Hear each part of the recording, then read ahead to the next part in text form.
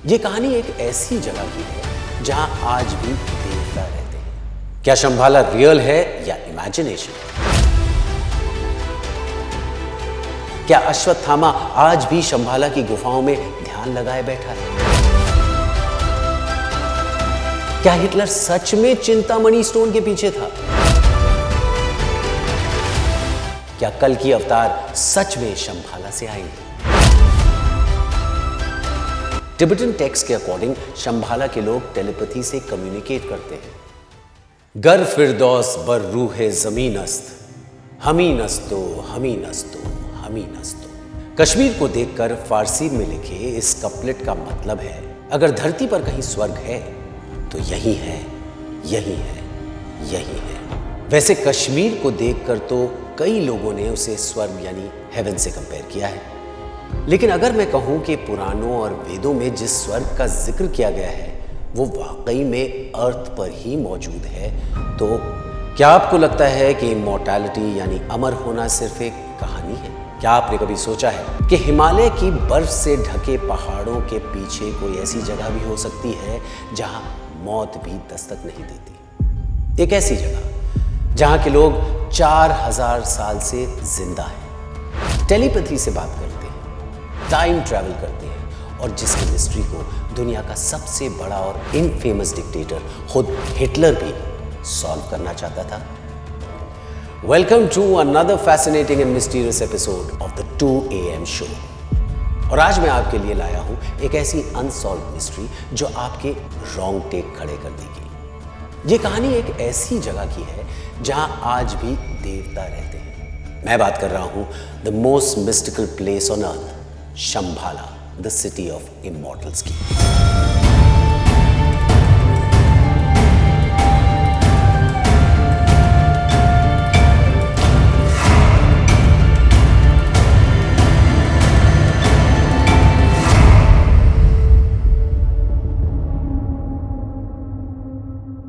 साल 2013 में एक रिसर्च टीम तिब्बत गई थी।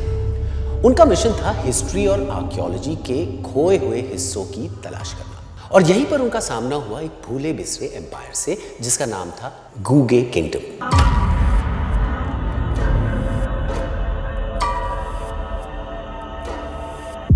यह किंगडम किसी जमाने में लगभग 1 लाख लोगों का घर हुआ करता था, लेकिन एक रात वहां कुछ ऐसा हुआ कि पूरा किंगडम बस एक पल में ही गायब हो गया, और वो भी बिना कोई निशान छोड़े। वहां ना कोई लाश थी, ना खून था और ना ही किसी की चीख थी। था तो बस एक गहरा सन्नाटा। 13वीं सदी में बसा ये किंगडम एक बर्फ से ढके सुनसान इलाके में था, जहां बसना तो छोड़ो, जिंदा रहने का सपना भी कोई नहीं देखता था। लेकिन फिर भी 15वीं सदी तक ये किंगडम इतना अमीर और एडवांस बन गया कि दुनिया के सबसे वेल्दी किंगडम्स भी इससे जलने लगे थे। जब दूसरे राजा गूगे किंगडम के एम्परर से पूछते कि आपने इस बर्फीले रेगिस्तान में इतना खुशहाल एम्पायर कैसे बसाया, तो उनका हमेशा एक ही जवाब होता था, शंभाला के देवताओं की मदद से। लेकिन साल 1673 में जब लद्दाख के राजा ने गूगे किंगडम से उनकी वेल्थ और उनके रिसोर्सेज लूटने के इरादे से उन पर हमला किया, तो उन्हें वहां एक अजीब नज़ारा दिखाई दिया। 1 लाख लोगों से भरा वो पूरा शहर अचानक से खाली हो गया। एक ही पल में वो 1 लाख लोग हवा में कहीं गायब हो गए। जब सोल्जर्स ने पैलेस की तलाशी ली तो वहां उन्हें गहरी सुरंगें मिली जो अंडरग्राउंड 1 से 2 किलोमीटर तक फैली हुई थी। जब सोल्जर्स ने उन सुरंगों के रास्ते का पीछा किया तो वो रास्ते उन्हें माउंट कैलाश की ओर ले गए। वही माउंट कैलाश जिसे भगवान शिव का घर और शंभाला का एंट्री गेट भी कहा जाता है। शंभाला एक ऐसी हिडन सिटी है जिसे हिंदू और बुद्धिस्ट दोनों रिलीजन्स में देवताओं का घर माना जाता है। अब गूगे किंगडम के लोग अचानक से कहां गायब हो गए, ये तो एक अनसॉल्व मिस्ट्री है ही, लेकिन उससे भी बड़ी मिस्ट्री है शंभाला की।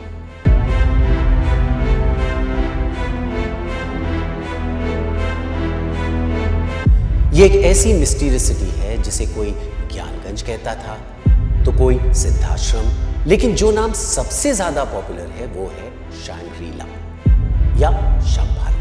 शंभाला का जिक्र हिंदू पुराणों से लेकर बुद्धिस्ट कालचक्र तंत्र तक में मिलता है, जहां श्रीमद् भागवत पुराण के 12वें खंड के दूसरे अध्याय के 18वें श्लोक में मेंशन है कि जब धरती पर पाप बढ़ेगा, जब हर तरफ इनजस्टिस का ही बोलबाला होगा और जब ह्यूमैनिटी अपने अंत तक पहुंच जाएगी, तब भगवान विष्णु का 10वां अवतार यानी कल की अवतार यही शंभाला में जन्म लेगा।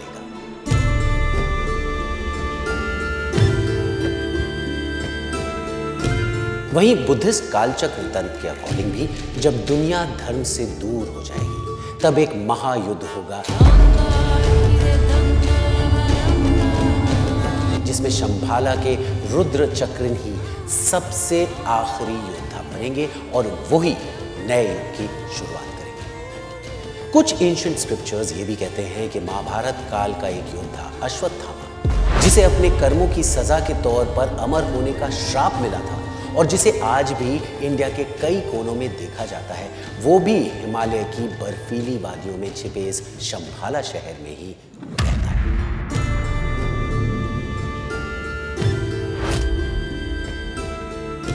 इन सारे एंशिएंट स्क्रिप्चर्स को पढ़ने और समझने के बाद यही लगता है कि शंभाला सिर्फ एक पौराणिक कहानी नहीं है, बल्कि एक स्पिरिचुअल आइडियल भी है। एक ऐसी जगह जहां से शायद आज भी दुनिया का फ्यूचर कंट्रोल किया जाता है। एंशिएंट स्क्रिप्चर्स में शंभाला का जो डिस्क्रिप्शन है, उसके हिसाब से ये एक ऐसा एम्पायर है जहां कालचक्र मंडला, पिरामिड्स और आयुर्वेद से रिलेटेड कई सारे सीक्रेट्स छुपे हुए हैं। कहा जाता है कि शंभाला के फर्स्ट किंग सुचेंद्र ने एक ऐसा 9 स्टोरी क्रिस्टल माउंटेन बनवाया था जो अपने यूनिक स्ट्रक्चर और मिस्टिकल पावर्स के लिए फेमस था। कुछ लोगों का मानना है कि माउंट कैलाश ही वो क्रिस्टल माउंटेन है। शंभाला के लोग फिजिकली और मेंटली परफेक्ट माने जाते हैं और ये सिटी एक ऐसे प्लेस को रिप्रेजेंट करती है जहां नॉलेज, साइंस और स्पिरिचुअलिटी का फ्यूजन होता है। लेकिन क्या शंभाला सिटी सिर्फ एक मिथ है या फिर ये सच में एग्जिस्ट करती है?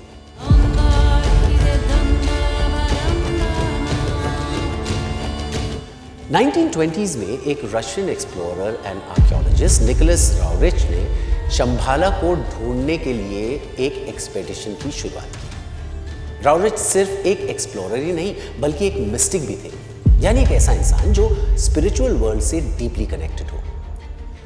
5 अगस्त 1927 को जब राउरिच तिब्बत के आसमान को देख रहे थे तो वहां उन्होंने एक ओवल शेप्ड फ्लाइंग ऑब्जेक्ट देखा था जिसे हम यूएफओ कहते हैं। राउरिच का कहना था कि वो शंभाला का ही एक सिग्नल था। राउरिच ने अपनी इस जर्नी के दौरान कई बुक्स लिखी थी, जैसे Shambhala in search of the new era और अल्टाई हिमालयाज। इन बुक्स में उन्होंने बताया कि शंभाला कोई फिजिकल सिटी नहीं बल्कि एक स्पिरिचुअल स्टेट है जो सिर्फ उन लोगों को दिखाई देती है जिनकी कॉन्शियसनेस काफी एलिवेटेड हो।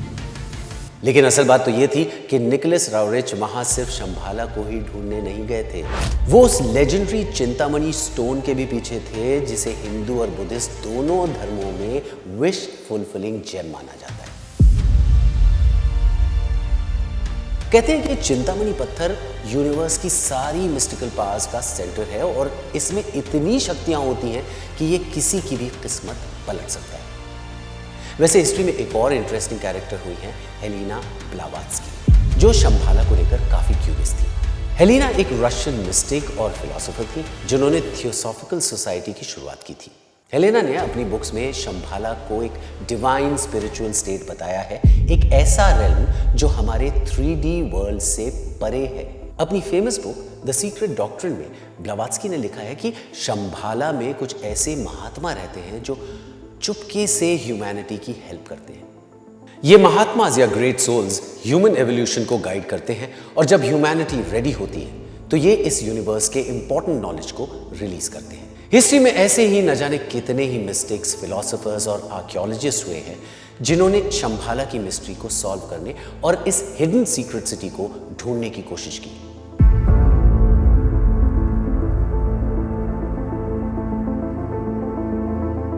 लेकिन इन सब के बीच एक नाम ऐसा भी है जिसने अपने वक्त में पूरी दुनिया को हिला के रख दिया था। मैं बात कर रहा हूं जर्मनी के इनफेमस डिक्टेटर एडोल्फ हिटलर की। 1930s के एंड में हिटलर ने अपनी नाज़ी पार्टी के थ्रू शंभाला को ढूंढने का एक मिशन शुरू किया था। हिटलर ओकल्ट पास में डीपली इंटरेस्टेड था और उसका मानना था कि शंभाला में ऐसी एंशिएंट टेक्नोलॉजी और पास छिपी हुई हैं जो उसे सुपर आर्यन रेस बनाने में हेल्प करेंगी। 1938 में नाजीज ने अर्न्स्ट शैफर के लीडरशिप में तिब्बत की तरफ एक सीक्रेट एक्सपेडिशन भेजा। ऑफिशियली ये एक्सपेडिशन साइंटिफिक रिसर्च के लिए थी, लेकिन रियलिटी में वो शंभाला की खोज में निकले थे। कुछ डॉक्यूमेंट्स के अकॉर्डिंग उन्हें कुछ मिस्टीरियस केव्स मिले थे जहां एंशिएंट नॉलेज स्टोर की गई थी। लेकिन जैसे ही वो उन केव्स को डीपली एक्सप्लोर करने लगे, स्ट्रेंज इवेंट्स होने लगे। टीम के मेंबर्स डिसअपीयर होने लगे, इक्विपमेंट्स फेल होने लगे और कई लोगों की मौत हो गई। इसलिए फाइनली हिटलर को यह मिशन बंद करना पड़ा। ऐसे में सवाल उठता है कि आखिर शंभाला में ऐसी कौन सी टेक्नोलॉजी और एंशिएंट नॉलेज है जिसने हिटलर को भी इसका दीवाना बना दिया था। तो जवाब है the power of gods. Shambhala की टेक्नोलॉजी इतनी एडवांस मानी जाती है जो आज के मॉडर्न साइंस से भी सैकड़ों कदम आगे है।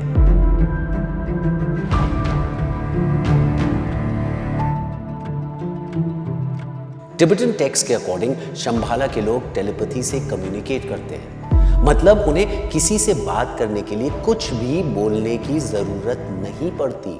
वो डायरेक्ट माइंड टू माइंड बात कर सकते हैं। इमेजिन करके देखिए, अगर ऐसा होने लगे तो ह्यूमंस के बीच कभी ना तो कोई मिसअंडरस्टैंडिंग होगी और ना ही कभी कोई किसी से झूठ बोल पाएगा, क्योंकि इस टेक्निक में मेंटल थॉट्स डायरेक्टली ट्रांसफर होते हैं। सिर्फ टेलीपैथी नहीं, शंभाला के लोग टेलीकाइनेसिस टेक्निक्स भी मास्टर कर चुके हैं। यानी ऐसी टेक्नोलॉजी जिसमें अपने माइंड की पावर से फिजिकली ऑब्जेक्ट्स को मूव किया जा सकता है। और ये बात सिर्फ एंशिएंट टेक्स्ट में ही नहीं मिली, बल्कि कई मॉडर्न एक्सप्लोरर्स ने भी क्लेम किया है कि उन्होंने तिब्बत के कुछ मॉन्क्स को ये पावर्स यूज करके देखा है। शंभाला की स्पिरिचुअल एंड टेक्नोलॉजिकल एडवांसमेंट का एक और प्रूफ है उनके विमान, मतलब वही फ्लाइंग मशीन्स जिन्हें आज यूएफओस कहा जाता है। क्या आपने कभी सोचा है कि हमारे एंशिएंट टेक्स्ट में विमानों का इतना डिटेल्ड डिस्क्रिप्शन क्यों मिलता है? Because they existed. Ancient Sanskrit text में तो विमानों की इंजीनियरिंग ब्लूप्रिंट्स तक मिलते हैं, उनके प्रोपल्शन सिस्टम्स, नेविगेशन कंट्रोल्स और इवन वेपन सिस्टम्स। कुछ टेक्स्ट तो ये भी कहते हैं कि ये विमान डिफरेंट प्लैनेट्स तक ट्रैवल कर सकते थे। और शायद यही रीजन है कि शंभाला के लोग एलियंस के कांटेक्ट में भी थे। लेकिन सबसे फैसिनेटिंग बात है शंभाला के लोगों की लॉन्जेविटी एंड इमॉर्टैलिटी, यानी वहां के लोगों का अमर होना। कहते हैं कि यहाँ के लोग 4000 साल से जिंदा हैं और आज भी पूरी तरह से यूथफुल हैं। अब आप सोच रहे होंगे कि आखिर ये कैसे पॉसिबल है? तो मैं आपको बता दूं कि एंशिएंट मेडिकल सिस्टम्स में रीजुवेनेशन टेक्निक्स का मेंशन मिलता है। ये कुछ ऐसी टेक्निक्स होती हैं जो सेल्यूलर एजिंग को रिवर्स कर सकती हैं। मॉडर्न साइंस भी अब ये बात एडमिट कर चुका है कि एजिंग एक डिजीज है जिसे रिवर्स किया जा सकता है। इसके अलावा शंभाला के लोग इमोशनल कंट्रोल में मास्टर्स हैं। उनके लिए एंगर, फियर, ग्रीड, जेलसी जैसे इमोशंस एग्जिस्ट ही नहीं करते। और मॉडर्न साइंस कहती है कि नेगेटिव इमोशंस ही हैं जो हमारी बॉडी में इन्फ्लेमेटरी रिस्पॉन्सेस ट्रिगर करते हैं और इवेंचुअली एजिंग और डिजीजेस का कॉज बनते हैं। सो अगर कोई इंसान अपने इमोशंस को कंप्लीटली कंट्रोल कर सके, अपनी डाइट को प्योर रखे और राइट स्पिरिचुअल प्रैक्टिसेस फॉलो करे तो वो सेंचुरीज तक जी सकता है।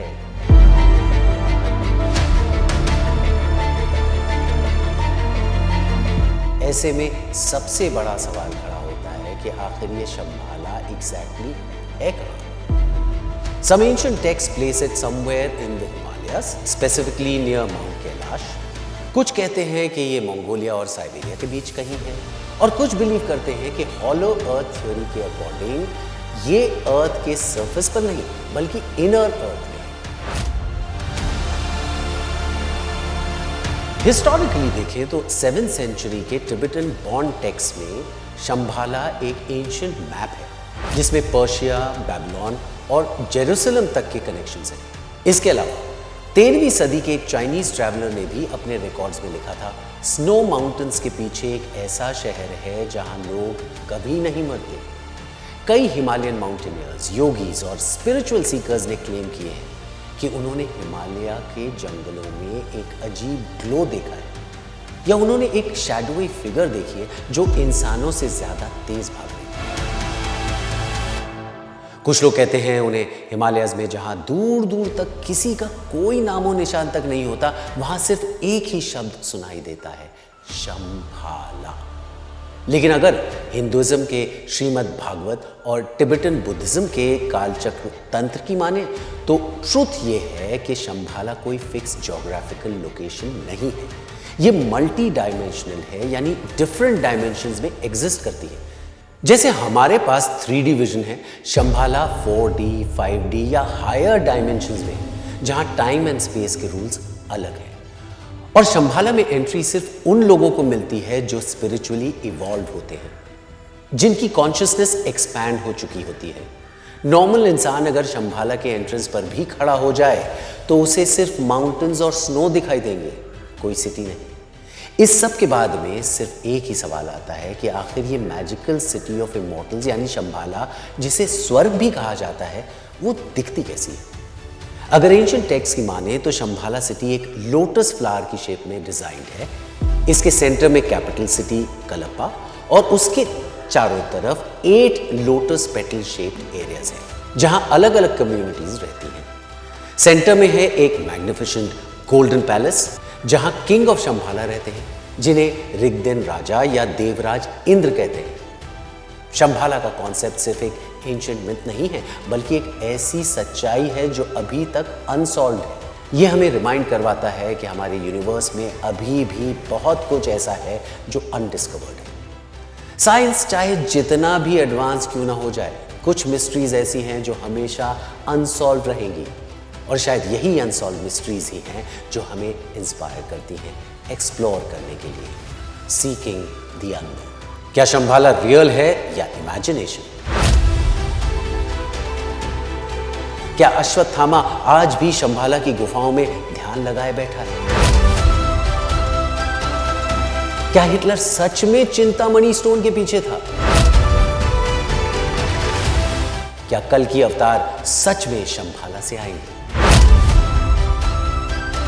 इन सवालों के जवाब शायद हम कभी ना जान पाए, लेकिन एक बात पक्की है, जब तक इंसान की क्यूरियोसिटी जिंदा है, तब तक शंभाला जैसे लेजेंड्स भी जिंदा रहेंगे। आज की इस मिस्टीरियस जर्नी में बस इतना ही।